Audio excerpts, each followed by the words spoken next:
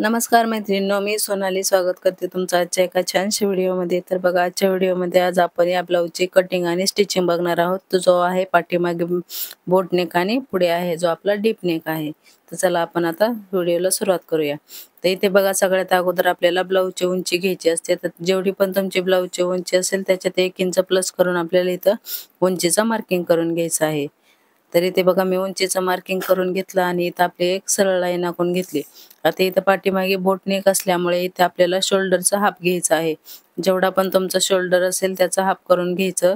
म्हणजे तुम्ही बॉडीवरून मेजरमेंट घ्यायला लागतं बोट नेकसाठी. जेवढं शोल्डर येत असेल त्याचा हाफ करून घ्यायचा. तर इथे बघा, मी शोल्डर घेतलेला आहे 8 इंच आणि मुंडा घेतलेला आहे 8.5 इंच. तुम्हाला पण अगदी असंच माप घ्यायचं आहे. जेवढा पण तुम्ही शोल्डर घ्याल त्याच्यापेक्षा अर्धा इंच कमी आपल्याला इथं मुंडा घ्यायचा आहे. आणि खालच्या साईडला पण आपल्याला 7.5 इंचच घ्यायचं आहे. म्हणजे अर्धा इंच आतमध्ये घेऊन आपल्याला क्रॉस लाईन आखून घ्यायची. आणि इथं बघा, 1 इंचावर इथं मी मुंड्याचा आकार दिलेला आहे. तर हा जो ब्लाऊज आहे तो आपला 36 साईजचा आहे. तर इथे बघा, मी 9 इंचा मार्क केला आणि 2 इंच शिलाई मार्जिन. आणि इथे आपल्याला हाफ इंच आपल्याला शोल्डर डाऊन करायचा आहे. आणि आता शोल्डर पट्टी तुम्हाला जेवढी घ्यायची असेल त्याच्यात पाऊण इंच प्लस करायचं आणि शोल्डर पट्टीचं माप टाकायचं. आणि इथे बघा, बोट नेकसाठी आपण मार्किंग 3.5 इंच खाली घेतलं आणि 4.5 इंच असा ब्रॉड आहे. तर अशा प्रकारे मार्किंग करून येत आपल्याला बोट नेकचा शेप देऊन घ्यायचा आहे. इथं बघा, शोल्डरला उतार देणं गरजेचं आहे. बोट नेक आणि कॉलर ब्लाऊजमध्ये आपण शोल्डरला उतार देत असतो. तर आता मुंड्याचं आपण माप मोजून घ्यायचं किती आहे ते. जेवढं पण माप आहे ते आपलं परफेक्ट येत आहे. म्हणजे आपण जो मुंडा आखलेला आहे तो बरोबर आहे. तुम्हाला पण मुंडाचं मार्किंग केल्याच्या नंतर असं एकदा चेक करायचं जो आपण मुंडा आखलेला आहे तो बरोबर आहे का नाही ते. ओके. आता आपल्याला कमरेचं मार्किंग करायचं. तर कमरेचा चौथा भाग प्लस 1 इंच आपल्याला त्यात डॉटसाठी आणि 2 इंच शिलाई मार्जिन, अशा प्रकारे आपल्याला कमरेचं मार्किंग करायचं असतं. आता इथे बघा, पाठीमागचं पूर्ण मार्किंग करून झालेलं आहे आपलं. आता याची कटिंग करूया. आणि डॉटचं मार्किंग जेवढं पण आपण पूर्ण खालचं कमरेचं घेतलेलं असतं माप त्याचं हाफ करून घ्यायचं आणि दोन्ही साईडला अर्धा इंच एवढं आपल्याला इथं डॉट द्यायचा असतो. कारण आपण 1 इंच डॉटसाठी घेतलेलं असतं, म्हणून दोन्ही साईडला अर्धा इंच मार्किंग करायचं आणि अशी डॉटची लाईन ड्रॉ करून घ्यायची. चला आता आपण याची कटिंग करून घेऊया. तर जसं आपण मार्किंग केलं होतं त्याचप्रमाणे आपल्याला इथं कटिंग करून घ्यायची आहे.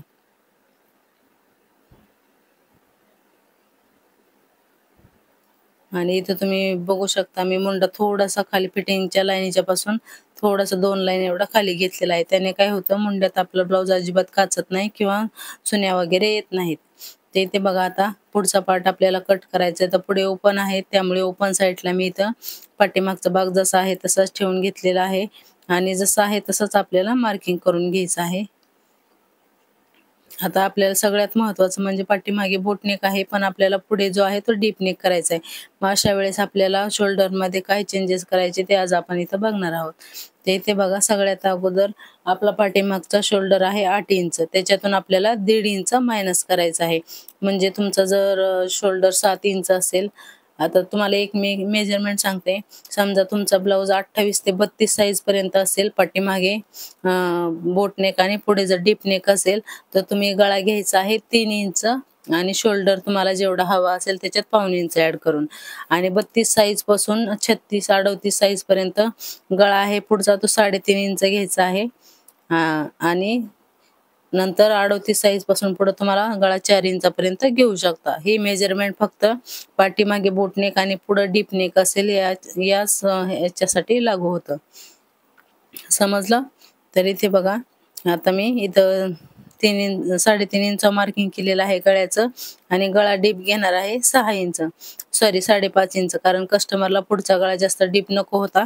5 इंच पुढचा गळा होता, त्याच्यात अर्धा इंच प्लस करून मी इथं 5.5 इंच मार्किंग करून घेतलेलं आहे. आणि मुंड्याचं माप आपल्याला टाकायचं आहे. 7.5 घेतलं होतं तर अर्धा इंच आपण शोल्डर उतारलेला होता, म्हणून पुढच्या साईडला आपल्याला इथं बरोबर 7 इंच मार्किंग करून घ्यायचं आणि पुढच्या मुंड्याचा आकार देऊन घ्यायचा आहे.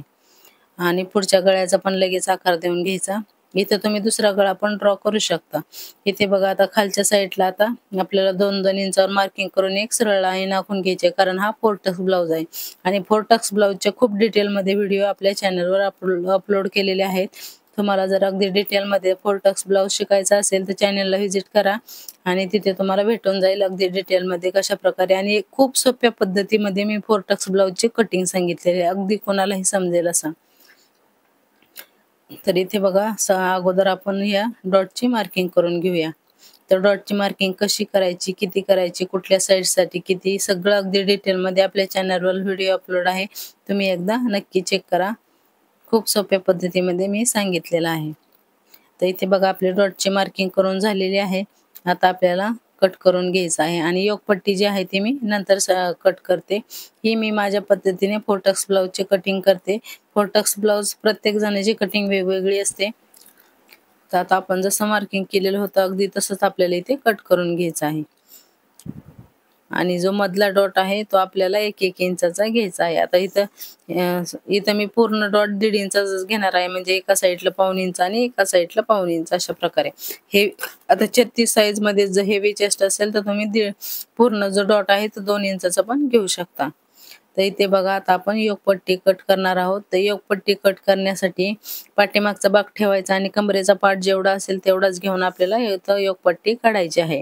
तर योगपट्टी आपल्या हुक आणि बटनाच्या साईडला 3.5 इंचाचा आणि पाठीमागच्या साईडला 3 इंचाचा अशा प्रकारे माप घेऊन आपल्याला इथं योगपट्टी कटिंग करून घ्यायची आहे. आणि अशा प्रकारे कटिंग केल्यामुळे आपला ब्लाऊज जो आहे तो अगदी परफेक्ट येतो. पाठीमागे बोटनेक आणि पुढे डीपनेक असला तरीही कुठेही चुन्या घोळ वगैरे काहीच येत नाही, एकदम परफेक्ट असा आपला ब्लाऊज बनवून तयार होतो. तर इथे बघा आता आपल्याला बाहीची कटिंग करायची आहे. तर इथं बाहीची कटिंग करण्यासाठी इथं जे आहेत ते पफ स्लीव्ज आहेत, म्हणजे आता सध्या खूपच ट्रेंडमध्ये आहे. शोल्डरला छोट्या चुन्या वगैरे कमी जास्त आपल्याला जसं पाहिजे त्याच्यानुसार आपण त्याची कटिंग करू शकतो. तर इथे बघा मी बाहीचं माप घेत आहे. तर आपली इथं बाही आहे 10.5 इंच आणि दंडगेर आहे 5 इंच. तर इथे बघा 10.5 त्याच्यात 1 इंच प्लस करून 11.5 वर मार्किंग केलं आणि इथे कॅप हाईट घेतलेली आहे मी 3.5 इंच. तर कॅप हाईट आपल्याला साईजनुसार किती घ्यायची याचाही शॉर्ट्समध्ये मी लवकरच व्हिडिओ अपलोड करणार आहे, जेणेकरून तुम्हाला समजेल की कुठल्या साईजसाठी किती आपण कॅप हाईट घ्यायची. अगदी सगळ्यांना सेमच घेऊन आपली बाही परफेक्ट येत नाही, त्याच्यामुळे मी एक चार्ट तुमच्यासोबत शॉर्ट्समध्ये तुम्हाला अपलोड करील आणि त्याच्यासाठी तुम्ही चॅनलवर नवीन असाल तर चॅनलला सबस्क्राईब नक्की करा, म्हणजे अशाच टिप्स तुम्हाला नवीन नवीन बघायला भेटतील. ओके. तर इथे बघा नॉर्मल बाही आपली जी असते बेसिक ती बाहीची मी इथं मार्किंग करून घेत आहे. आणि बाहीचे पण खूप डिटेलमध्ये व्हिडिओ आहेत चॅनलवर. तुम्हाला जर बाही कटिंग करायलाही प्रॉब्लेम येत असेल तर ते पण व्हिडिओ नक्की चेक करा. तर इथे बघा मी बाहीची फिटिंग कशा प्रकारे फिटिंगची लाईन आखलेली आहे, थोडंसं कर्व शेप देऊन. तर इथे बघा मी वरती आपला जो पफ द्यायचा आहे त्याच्यासाठी 3 इंचावर मार्किंग केलेलं आहे आणि इकडं पण 3 इंच मार्किंग करून इथे बघा अशा प्रकारे आपल्याला जो पफसाठी आहे तो बाहीचा शेप देऊन घ्यायचा आहे. तर इथे बघा अशा प्रकारे मी बाहीचा शेप दिलेला आहे आणि इथं जे मार्किंग केलेलं आहे तिथून आपल्याला चुन्या द्यायला चालू करायचं आहे, त्यामुळे तिथं मार्किंग केलेलं आहे. आता आपण तिथं मार्किंग करून ठेवलं म्हणजे आपल्याला शिवताना लक्षात राहते की इथूनच आपल्याला चुन्या द्यायला चालू करायचे आहेत. तर इथे बघा नॉचेस पण द्यायचे, म्हणजे आपलं जरी चॉकचं मार्किंग पुसलं तरी त्या नॉचेसमुळे आपल्याला बरोबर लक्षात राहतं. तर इथे बघा अशा प्रकारे पूर्ण आपल्या ब्लाऊजची कटिंग झालेली आहे. आता हे जे सगळे पॅटर्न आपण जे काढलेले आहेत ते आता आपल्याला पिसावर ठेवून कटिंग करून घ्यायचे आहेत. तर इथे बघा अशा प्रकारे हा कॉटनचा खूप सुंदर असा ब्लाऊज आहे. तर याच्यावर आपण सगळ्यात अगोदर हे सगळे पार्ट ठेवून कटिंग करून घेऊया. आता हा ब्लाऊज पीस मोठा आहे त्यामुळे याला मला ॲडजस्ट करण्यात काहीच प्रॉब्लेम आलेला नाही. पण कधी-कधी ब्लाऊज पीस कमी असल्यावर त्यातनं पफ स्लीव्हज असल्यावर आपल्याला खूप प्रॉब्लेम होतो. त्यामुळे ॲडजस्ट करत आपल्याला पूर्ण ब्लाऊजची कटिंग करायची असते.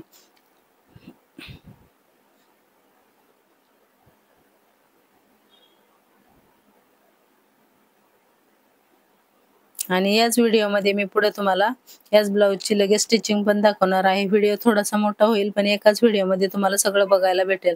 दोन्ही व्हिडिओ सेपरेट टाकले तर कधी-कधी काय होतं तुम्ही एकच व्हिडिओ बघता आणि दुसरा स्टिचिंगचा व्हिडिओ बघायचा राहून जातो. मग आपल्याला अर्धा भाग समजतो आणि अर्धा समजत नाही. मग अशा वेळेस निम्मं समजलं की मग त्याच्यावरूनच आपण शिवायला घेतलं तर तिथे पण प्रॉब्लेम होतो. त्याच्यामुळे मी एकाच व्हिडिओमध्ये सगळं टाकलेलं आहे आणि जास्त मोठा पण नाहीये केलेला व्हिडिओ. स्टिचिंगचा व्हिडिओ आता नॉर्मली सगळ्यांना स्टिचिंग येतच, पण त्यातनं काही ज्या महत्त्वाच्या गोष्टी आहेत त्याच मी तुम्हाला इथे सांगितलेल्या आहेत. त्यामुळे व्हिडिओ कुठेही स्किप न करता अगदी शेवटपर्यंत नक्की बघा. तर आता चला आपण आता इथं शिवायला चालू करूया. ते सगळ्यात अगोदर इथं मी बाही जोडून तयार करून घेणार आहे. तर इथे बघा बाही सरळ साईडला आपली बाही ठेवलेली आहे आणि इथं खालच्या साईडला एक शिलाई मारून आपल्याला इथं पलटी करून घ्यायची आहे. आता एक शिलाई मारली आणि त्याच्यावर मी इथं दाब शिलाई देत आहे आणि नंतर चारी साईडला आपल्याला याला शिलाई मारून घ्यायची आहे.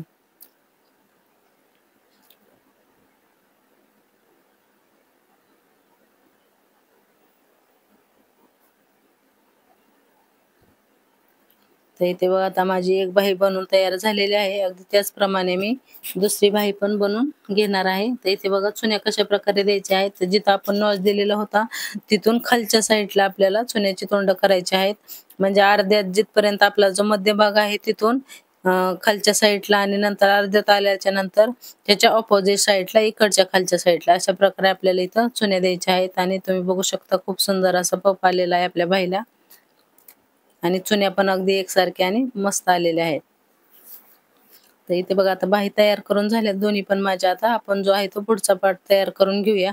तर सगळ्यात अगोदर योगपट्टी तयार करून घ्यायची आणि जर तुम्हाला 4 टक्स ब्लाउज शिवण्यात काही प्रॉब्लेम येत असेल तर त्याचा डिटेल व्हिडिओ आहे चॅनलवर, तर नक्की बघा तुम्ही. म्हणजे त्यात मी एकदम छोट्या टिप्स सहित सांगितलेलं आहे.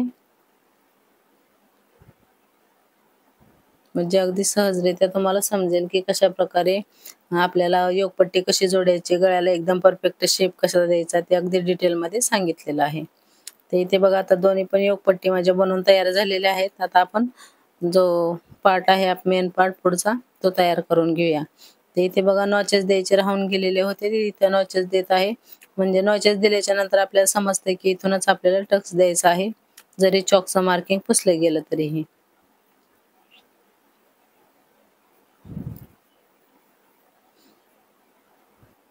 तर इथे बघा आता पूर्ण जसे आपण डॉटला मार्किंग केलं होतं अगदी त्याचप्रमाणे आपल्याला इथं डॉटला शिलाई मारून घ्यायची आणि चारही डॉट बनवून तयार करून घ्यायचे आहेत. तर आपला चारही डॉट देऊन झालेला आहे आणि तुम्ही बघू शकता पफ किती सुंदर आलेला आहे.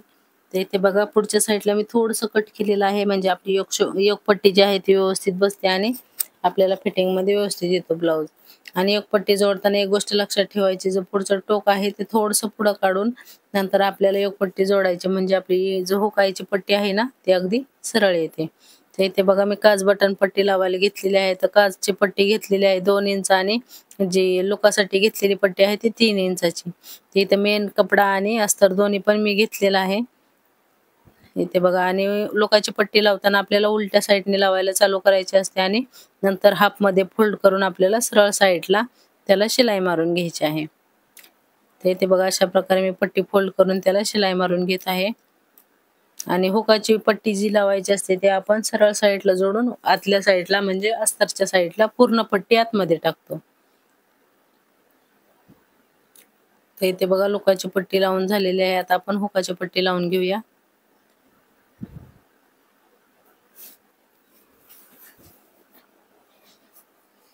आता इथे बघा सरळ साईडने आपण हुकाची पट्टी लावायला चालू केलेली आहे.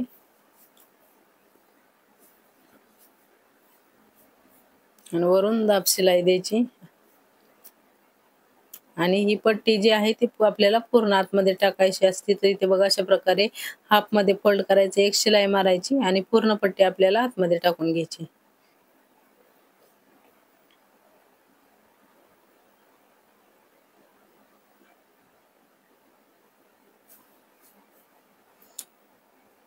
आता इथे बघा दोन्ही पण पट्ट्या लावून झालेल्या आहेत. आता आपल्याला चेक करायचे की दोन्ही जे पट्ट्या लावलेल्या आहेत ते आपल्या बरोबर आहेत का, कमी जास्त असतील तर थोडंसं जी पण पट्टी थोडीशी जास्त असेल ती आपल्याला कट करायची. तर इथे बघा लोकाची पट्टी थोडीशी जास्त झालेली आहे, ती मी कट करून घेते आणि दोन्ही पण ज्या पट्ट्या आहेत त्या आपल्या सेम करून घ्यायच्या आहेत. तर इथे बघा आता दोन्ही पण पट्ट्या आपल्या सेम झालेल्या आहेत. आपण आता गळापट्टी लावून घेणार आहोत. तर इथे मी सरळच कपडा घेतलेला आहे गळापट्टी लावण्यासाठी आणि सरळ पट्टीमध्ये पण आपल्या गळ्याला खूप सुंदर अशी फिनिशिंग देता येते. तर इथे बघा सरळ पट्टी घेऊन मी इथं जिथं आपला राऊंड भाग आहे तिथं आपल्याला 3 चुन्या द्यायच्या आहेत. म्हणजे आपला गळा जो आहे तो जिथं राऊंड भाग आहे तिथं व्यवस्थित येतो, खेचला वगैरे जात नाही किंवा चुन्या वगैरे पडत नाहीत. तर इथं जो आतल्या साईडला आपल्याला थोडे थोडे कट द्यायचे म्हणजे जो कव भाग आहे तो व्यवस्थित आपला शेप मध्ये राहतो. तर इथे मी पट्टी आता बघा आतल्या साईडला फोल्ड नाही करत आहे, कारण आपल्याला इनविजिबल इथं आपल्याला शोल्डर जॉईन करायचे आहेत. तर मी असंच ठेवलेलं आहे आणि इनविजिबल शोल्डर कसा जोडायचा त्याचा पण व्हिडिओ मी डिटेलमध्ये खूप छोटासा व्हिडिओ बनवलेला आहे, अगदी 2-3 मिनिटाचा. तर इनविजिबल शोल्डर कशा प्रकारे जोडायचं ते आणि खूप सोप्या पद्धतीने ते सांगितलेलं आहे. तर इथे बघा सगळ्यात अगोदर आपण आता इथं बॅक पार्ट तयार करून घेऊया आणि नंतर मग पूर्ण ब्लाऊजची फिटिंग कशी करायची ते पण मी तुम्हाला सांगणार आहे. तर सगळ्यात अगोदर इथे मी कमरेला शिलाई मारून घेत आहे आणि इथं कमरेला शिलाई मी मोठी शिलाई मारलेली आहे 5 नंबरची, कारण मी कमरेला कमरपट्टी लावणार आहे. तुम्हाला जर कमरेला पलटी करायची असेल तर गळ्याला आणि कमरेला दोन्हीला पण शिलाई बारीक शिलाई मारून तुम्ही पलटी करू शकता, पण मला इथे कमरेला कमरपट्टी लावायची आहे त्याच्यामुळे मी मोठी शिलाई मारलेली आहे. आता ते मी शिलाई नंतर खोलून घेणार आहे गळा पलटी करायच्या टायमाला.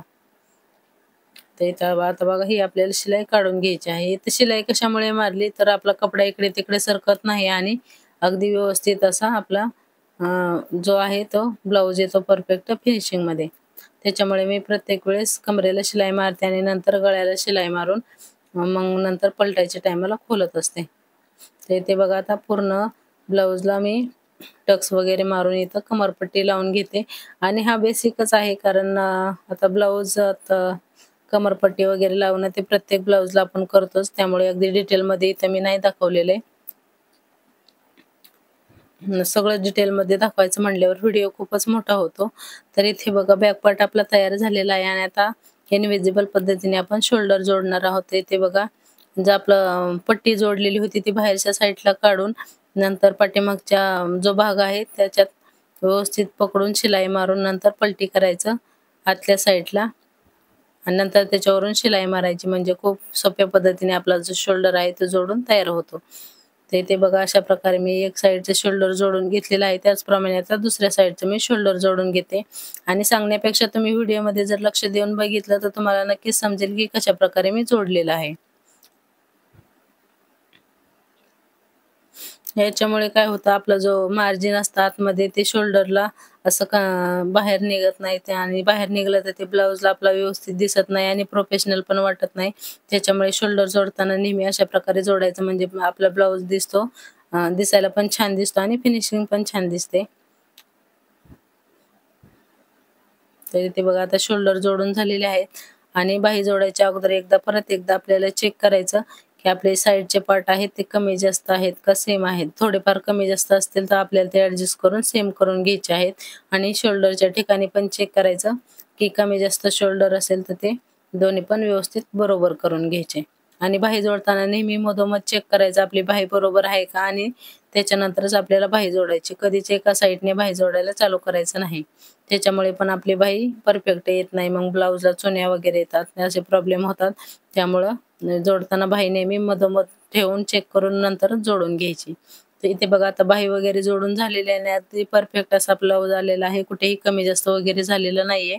तर इथे बाही जोडून मी साईडला शिलाई मारून घेतलेली आहे. आता पूर्ण ब्लाऊजची मी फिटिंग करून घेते आणि त्याचा तुम्हाला फायनल लुक दाखवते कसा आपला ब्लाऊज बनवून तयार झालेला आहे. आणि हा जर व्हिडिओ तुम्हाला आवडला तर व्हिडिओला लाईक करा, चॅनलवर नवीन असाल तर चॅनलला सबस्क्राईब मात्र नक्की करा. साईडला जे बेल आयकॉन आहे तेही प्रेस करा, म्हणजे सगळ्या व्हिडिओचं तुम्हाला नोटिफिकेशन भेटेल. व्हिडिओ